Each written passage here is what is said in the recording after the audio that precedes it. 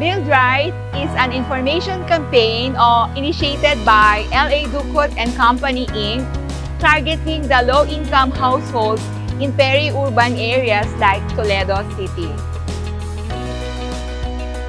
Just timely for Toledo City, having our steps and initiatives in building settlements for urban poor community and also for a fellow Toledanos of low income who dreamed of having and building their dream houses resilient and economical. Usa sa mga direksyon sa tuang administrasyon karon is housing. Muna nga unang gihimo sa tuang administrasyon pinaagi sa atong mayor, atong vice mayor o sa atuang mga konsihalis ang pag-organize og local housing board to support the needs and programs for our urban poor sector.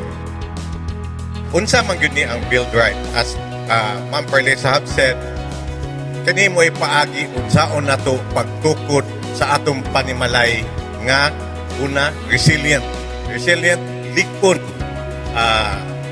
sustainable, mulungtad siya ug dugay, economical. Anang manual nga among ipanghatag kaninyo na ay sample diha nga balay. I-design na og usa ka architect o civil engineer.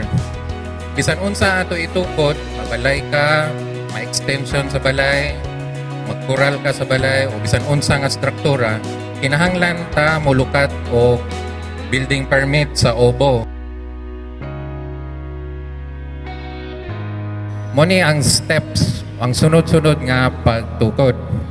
Kinahanglan mag-una sa pundasyon. Ikaduha, poste, biga o bongbong.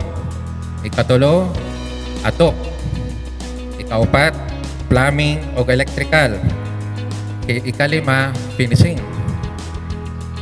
Kung ang balay nga low-cost housing nga 20 square meter lang ang area, na ay lukaton nga building permit pero exempted sa building permit fees.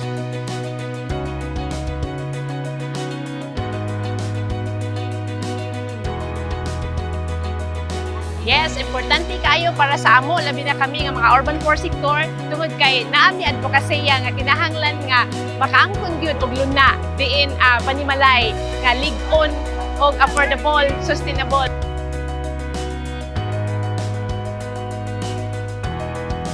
Salamat sa Build Right na daghan kong nakatunan karon sa pag-apin ako.